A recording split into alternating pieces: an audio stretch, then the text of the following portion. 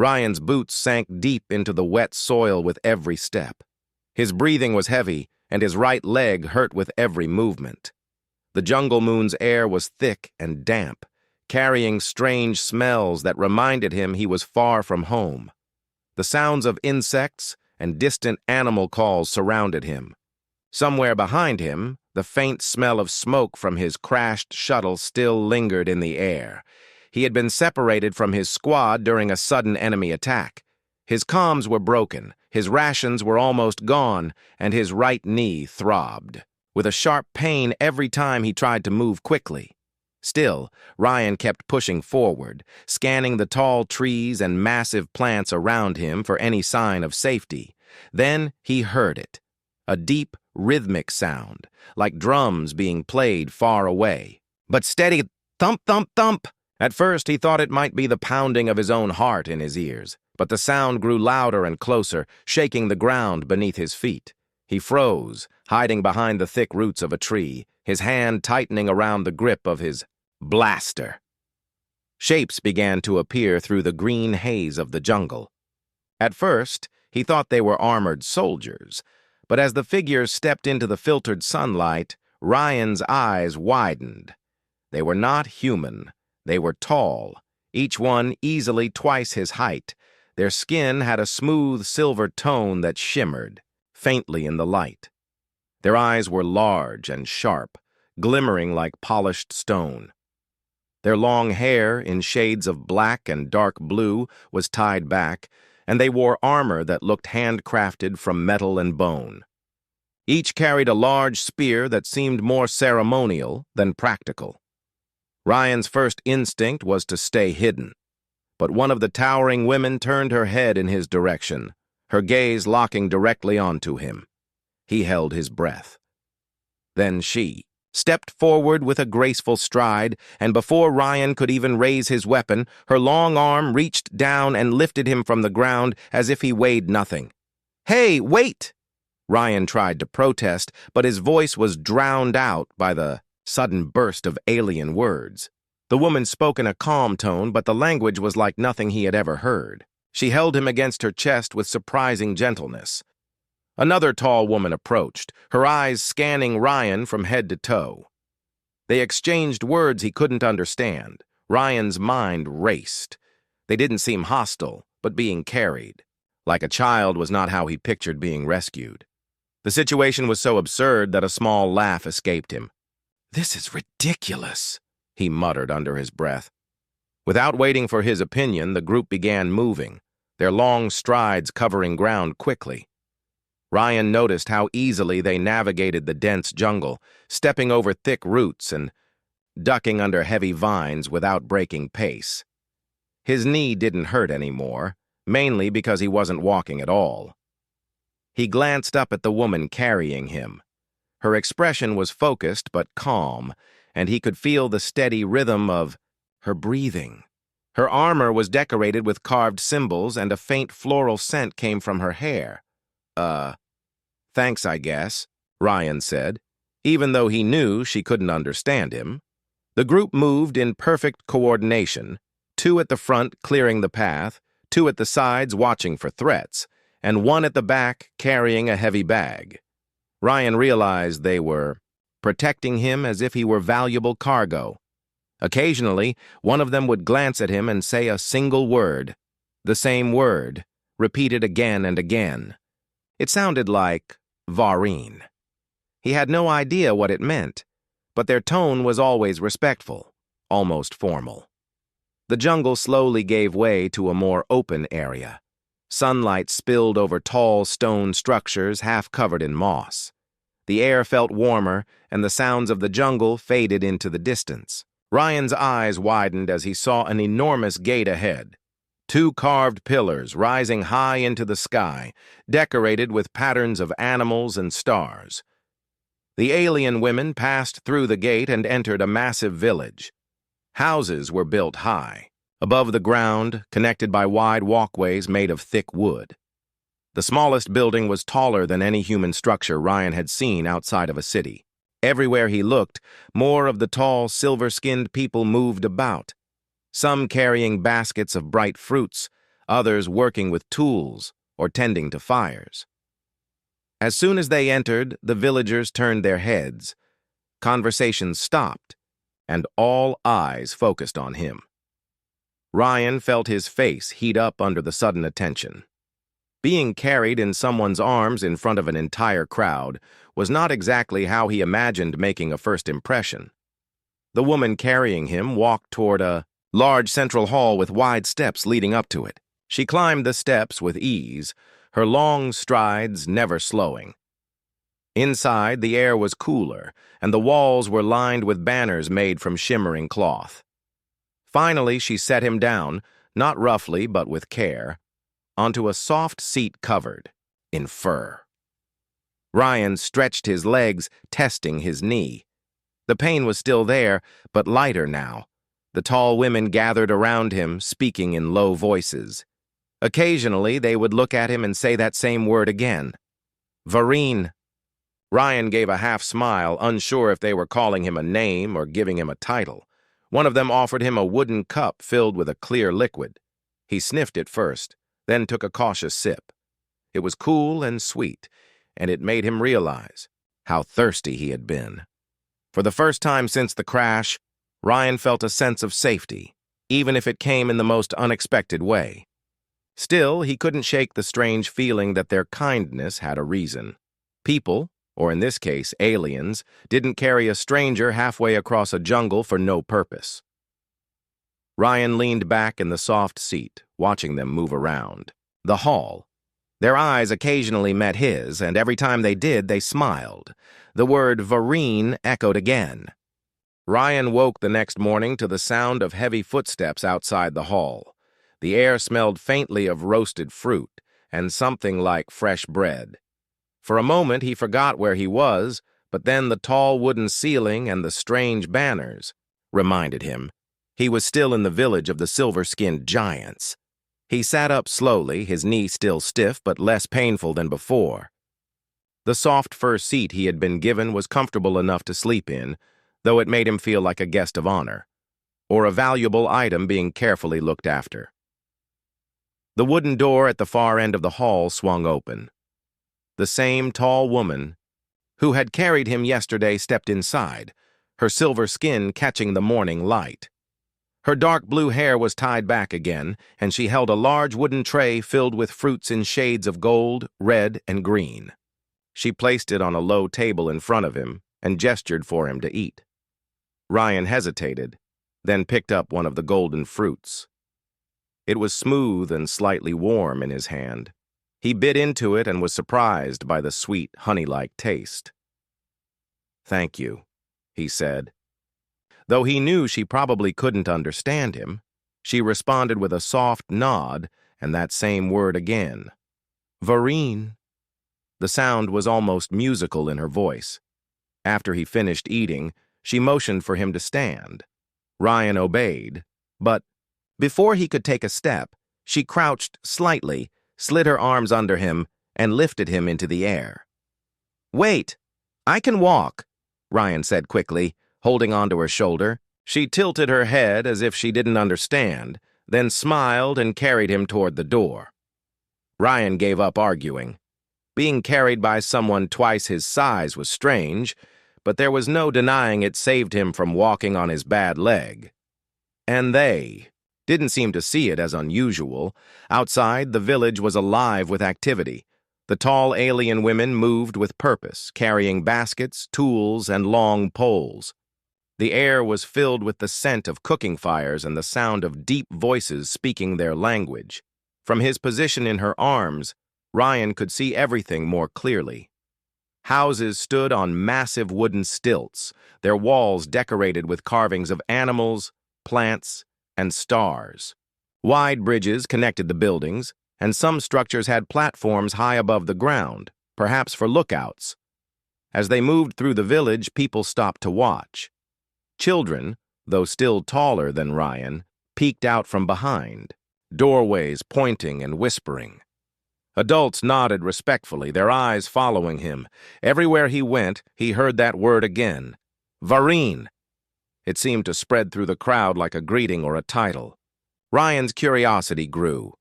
What did it mean? And why were they calling him that? They reached a large open square at the center of the village. In the middle stood a massive stone statue of a woman holding a long spear in one hand and a small human-shaped figure in the other. Ryan stared at it, his mouth slightly open. The resemblance to his situation was too strong to be coincidence. The woman carrying him stopped in front of the statue and spoke a few words to an older figure who wore a cloak made of dark feathers. This older woman stepped forward, her silver, skin lined with faint marks of age, and studied Ryan carefully. She touched his arm gently, then looked into his eyes and spoke the word Vareen with slow, deliberate emphasis. Ryan tried to respond. "I don't know what that means. I'm just me. I'm not special." The older woman didn't answer, but gave a small smile before turning away. She began speaking to the crowd in a strong, commanding voice. The villagers listened closely, nodding at her words. Occasionally, she pointed toward Ryan. Ryan's stomach tightened. He didn't understand what was being said, but it was clear he was at the center of it. After the speech, the crowd slowly dispersed, though many still glanced at him with a mixture of respect and curiosity. The woman carrying him turned toward one of the larger buildings on the far side of the square. Inside, the air was cooler, and the walls were lined with shelves holding jars, cloth bundles, and carved wooden tools. Several women were working here, grinding plants into powder or weaving cloth. They stopped to look at Ryan, exchanging quick words with the one carrying him. He was set down again on a seat, and one of the women began examining his knee. Her long fingers pressed gently along the joint, and she murmured something to the others. They brought out a paste made from green leaves and spread it over the injury. The coolness sank into his skin, easing the ache. "Thanks," Ryan said quietly. The healer smiled and gave a short nod. Then she stepped back, and the woman who had carried him before lifted him once again. Ryan was taken to a high platform overlooking the village. From here, he could see the jungle stretching endlessly in all directions. Far in the distance, mountains rose into the clouds. Smoke from small fires drifted upward, and bright birds flew between the trees. The woman holding him spoke softly, almost as if talking to herself, but Ryan caught the word Vareen again. She looked at him with a strange mix of pride and determination, as if she were certain he belonged here. Ryan didn't know what role they expected him to play, but one thing was clear. To them, he was not just a visitor or a rescued stranger. He was something more, something important. For now, he decided to stay quiet and watch. If there was a reason for all of this, he would find out soon enough. Ryan woke to the sound of voices again, but this time they were closer. The wooden door of his room slid open, and 3 tall women entered. Each carried a small carved box. Their armor was lighter today, and their hair was braided with strands of bright cloth. The one who had rescued him first, the woman with dark blue hair, stepped forward and gestured for him to stand. Ryan obeyed, careful with his still-healing knee. She pointed to the fur seat and motioned for him to sit. The first box was opened. Inside were strips of cloth dyed in deep red and gold. The second held a small bowl of shimmering blue paint. The third contained what looked like a flat wooden tool with smooth edges. The women spoke to each other in their musical language. Then, the blue-haired one dipped the tool into the paint and began drawing long, curved lines across Ryan's forearms. The paint was cool and faintly sweet-smelling. She worked with careful precision, occasionally stepping back to check her work. Ryan sat still, unsure what this was for. "Is this art? Medicine?" he asked, though he knew they wouldn't answer in a way he could understand.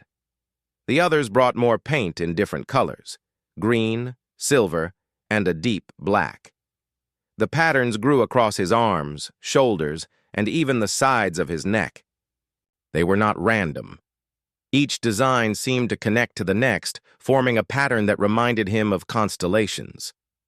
When the painting was done, the women stepped back and nodded with satisfaction.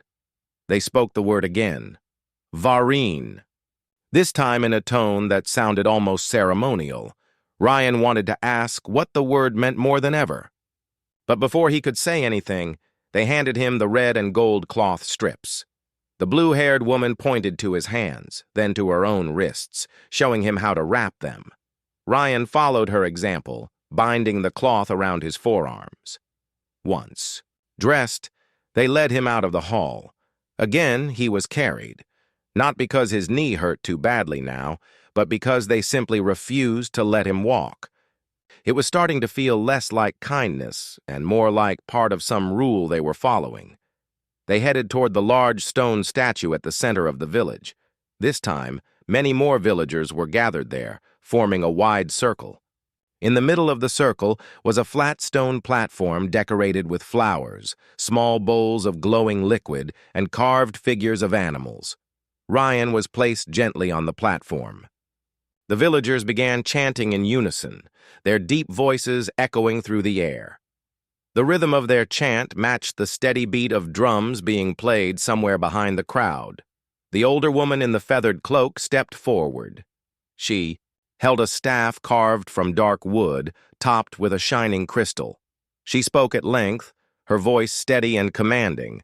The only word Ryan understood was Vareen, repeated several times. Each time she said it, the crowd responded with a single deep note from the drums. Ryan looked around, trying to make sense of it.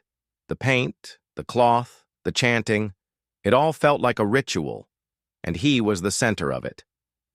When the older woman finished speaking, several younger women approached the platform. They knelt and placed their hands flat on the stone in front of him. Then they rose and stood at attention as if waiting for an order. The blue-haired woman stepped forward and lifted Ryan once again.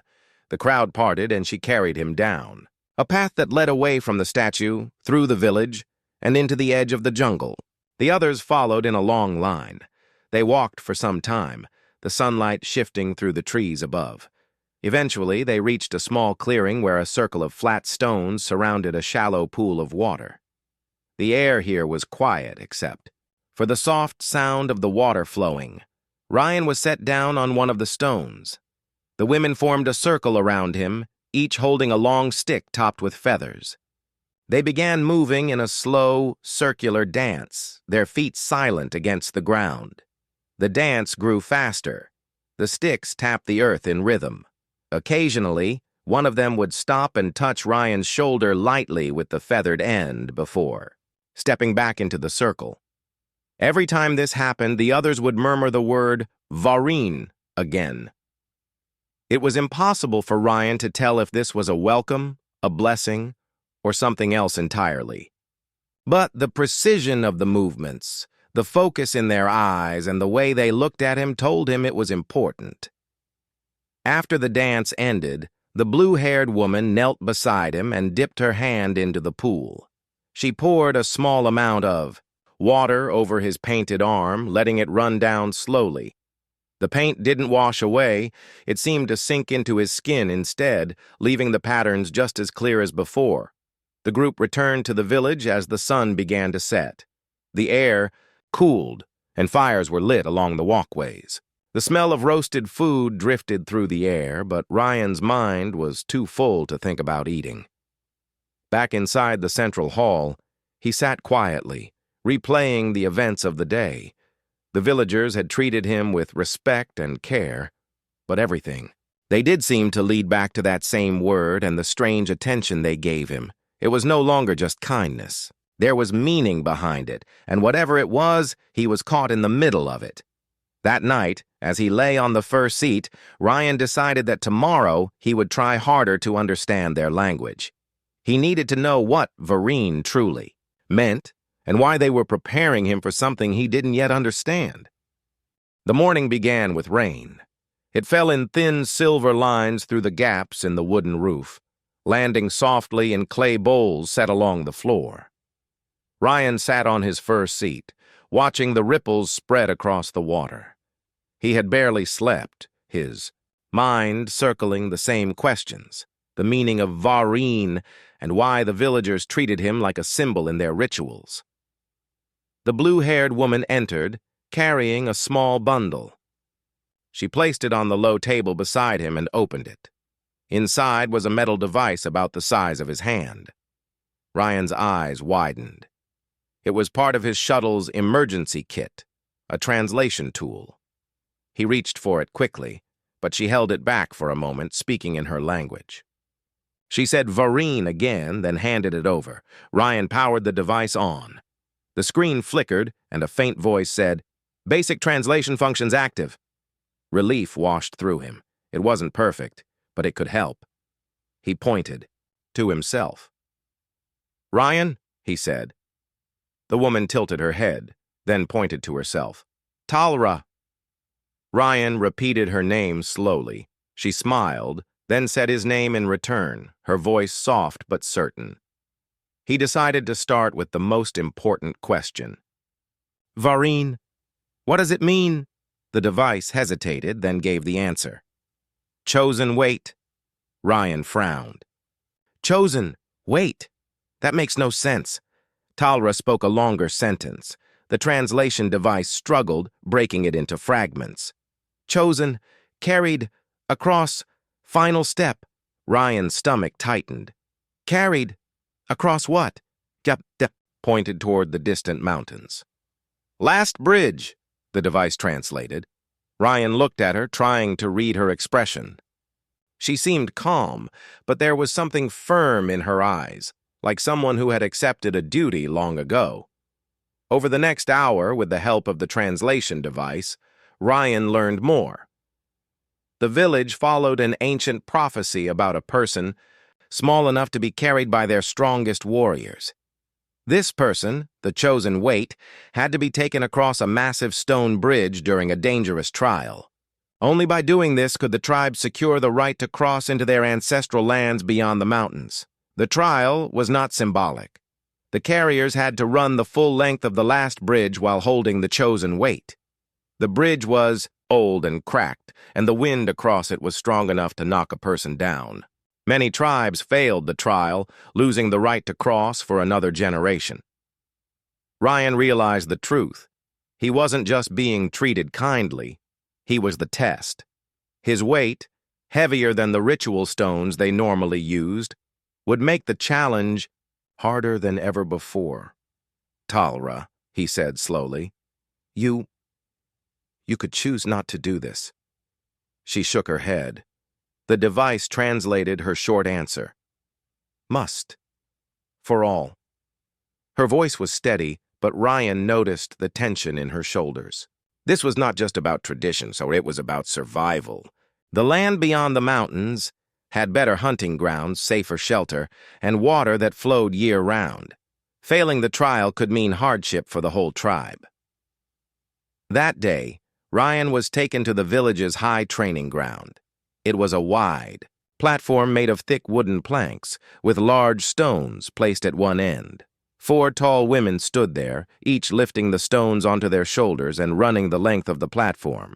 Their movements were precise and powerful, their breathing controlled. Talra stepped forward, motioning for Ryan to come closer. She crouched, let him climb onto her back, and rose smoothly. The others formed a line behind her, and they began to run. The first few steps were surprisingly smooth. Talra's stride was long, and her balance barely shifted with his weight. But as they picked up speed, Ryan could feel her muscles working harder. The wooden planks rattled under their feet. When they stopped, Talra set him down carefully. Her breathing was deep, but even. She spoke a short phrase, and the device translated it. "Will be harder on the stone." The training went on for hours. Each of the 4 carriers took turns with him, learning the best grip, the best way, to shift their balance when turning. Ryan could feel their strength, but he also saw the strain in their faces after each run. That evening, the village gathered again at the statue in the central square. The older woman in the feathered cloak gave another speech. Ryan caught a few words through the translator.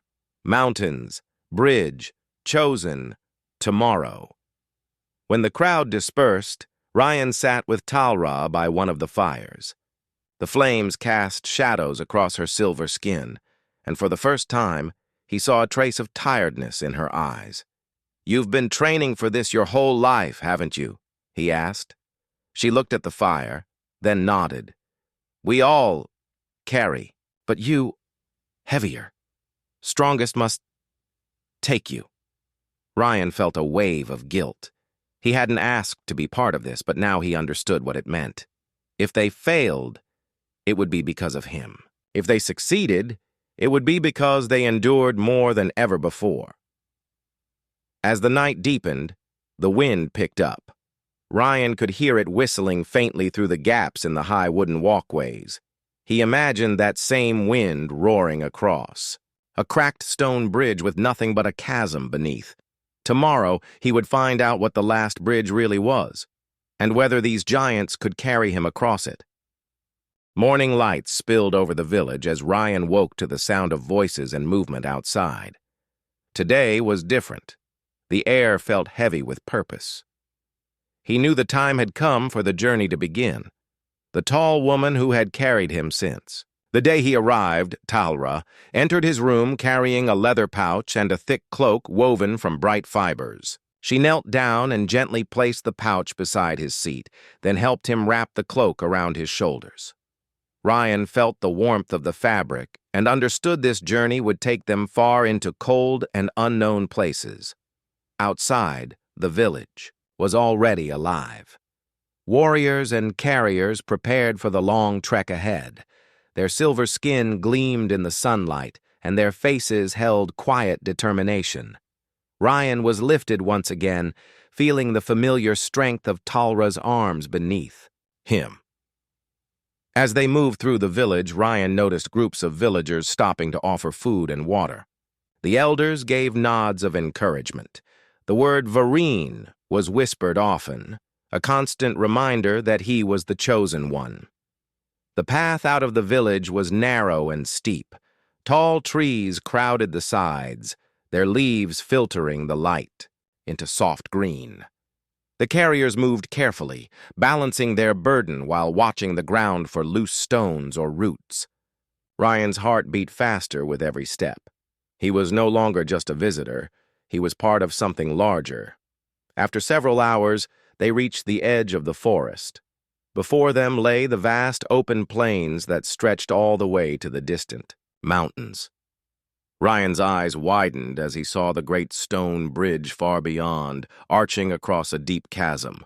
It was ancient, cracked, and looked fragile, but it was the only way forward. The carriers set up camp nearby. Fires were lit, and food was shared. Ryan watched as the women prepared their armor, strong plates of metal shaped to fit their tall frames. They spoke quietly, checking each other's gear and sharing stories of past journeys. Talra came to him with a small bowl of stew. "Eat," she said simply. Ryan took the bowl and nodded his thanks. He understood the moment was quiet, but important. As night fell, the group gathered around the fire. The older woman in the feathered cloak began speaking in her deep voice, telling the story of the last bridge, a test that had been passed by only a few generations. Failure meant exile and hardship for the tribe. Ryan listened closely. The carriers had trained all their lives for this moment. The challenge was not just strength, but balance, speed, and courage. Every step on the cracked stones could be their last if they stumbled. Talra sat beside him after the story. "Tomorrow, we run. Carry you to the other side." Ryan swallowed. Hard. "I want to help. Is there anything I can do?" She smiled faintly. "Stay strong. Trust." The dawn came quickly. The air was cold and sharp. The carriers donned their armor and formed a tight circle around Ryan. They strapped him into a seat made of carved wood and soft furs, designed to keep him secure. The moment was heavy with silence. Then, with a deep breath, The carriers moved, forward toward the bridge. The first steps onto the stone sent a shiver through Ryan's body. The wind was strong here, whipping past with sharp force. The bridge creaked under their feet. Below, the chasm opened wide, dark and endless. Talra led the group, her muscles tight with effort. Ryan felt every movement, the rise and fall of her chest, the beat of her heart, the strength in her arms. The carriers kept pace, running steadily. Their faces showed strain but no fear. Ryan saw how they shifted their weight to keep balance, how their feet landed softly but firmly. Halfway across, a sudden gust shook the bridge. Ryan's heart jumped. One of the carriers faltered but caught herself quickly. The group tightened, protecting him. The wind grew stronger and the stones beneath their feet cracked louder. Ryan's grip on the carved wooden arms of his seat tightened. He realized the true weight of being the chosen weight, not just physical but the hope and trust the tribe placed in him. Step by step, they moved forward. At the far side, cheers rose from the waiting villagers. Relief and joy mixed in the air. The carriers gently set Ryan down on solid ground. Exhausted but victorious, the tribe had crossed the last bridge. Ryan looked at Talra. She smiled tiredly but proudly. "You made it," she said. He nodded, feeling a deep respect for these giants who had carried him through danger and doubt. The journey was only beginning, but for now, Ryan understood the true meaning of trust, strength, and the silent bonds between them. The morning air was crisp and fresh when Ryan woke. The sky was painted with soft shades of pink and orange as the sun slowly rose above the distant mountains. Today was the day of the trial of carriers. Ryan felt a mix of nervousness and curiosity. He knew this was the most important moment for the tribe and for himself. The village was already bustling with activity. Warriors and carriers prepared their gear carefully. Each woman checked her armor and weapons, their faces calm but focused. Ryan watched from his seat, feeling the weight of the moment more than ever. Talra approached him, her eyes steady and kind. She helped him into a special harness made of soft leather and strong cords. This harness would secure him safely to the carrier who would run the trial. Ryan felt the straps tighten, but they were comfortable. One by one, the strongest carriers stepped forward. They had trained for this all their lives. Each woman lifted a large stone to their shoulder and ran the length of the training platform. Their muscles were strong and their movements smooth.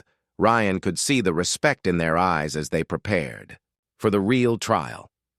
When it was Talra's turn, she crouched and let Ryan climb onto her back. With a deep breath, she rose and started running. The sound of her footsteps echoed on the wooden platform. Ryan held on tight as she moved quickly, her steps steady and sure. The run was harder than Ryan had expected. He felt every bump and shake, but Talra did not falter. She pushed forward, her breathing even and strong. When she stopped, she gently set him down and nodded. Her eyes showed pride and determination.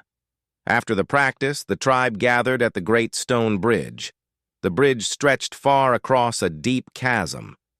The wind blew hard, carrying the sounds of rushing air and distant water below.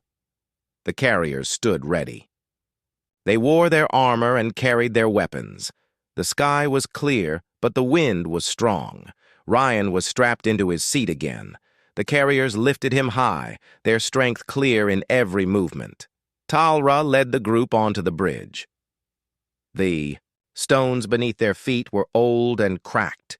The wind howled, pushing against them with great force. Ryan's heart beat fast as they began to run. Each step was a test of balance and strength. The carriers moved with great care, but also with speed. The bridge creaked and shook, and pieces of stone fell away beneath them. Ryan could see the deep chasm below, and the distance to the other side felt endless. At one point, a strong gust nearly knocked one carrier off balance. She stumbled but caught herself quickly. The others helped steady her, their teamwork perfect. Ryan felt the fear rise, but also the courage of the tribe. The sound of their footsteps mixed with the wind, and the distant cries of birds. Ryan held on tightly, feeling the sweat on his palms. The carriers pushed forward, refusing to give up. As they reached the middle of the bridge, the wind grew even stronger. The stones trembled, and the wooden seat creaked beneath him. Ryan looked down and saw the rushing river far below. The height made his stomach turn, but he forced himself to stay calm. Step by step, they moved closer to the other side. The carriers' faces were set with determination. Their breathing was heavy but steady. Finally, the bridge's end came into view. The carriers increased their speed, knowing the hardest part was behind them.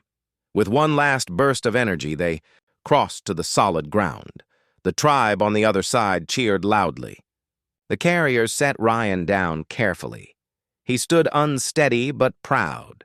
Talra looked at him and smiled. "You are safe," she said. "We did it." Ryan smiled back. He felt a deep connection to the tribe. They had carried him through danger and fear. He understood now that the trial was not just about strength, but about trust and hope. That night, the tribe celebrated. Fires burned bright, and music filled the air. Ryan joined in, feeling a part of something greater than himself. He knew the journey was far from over.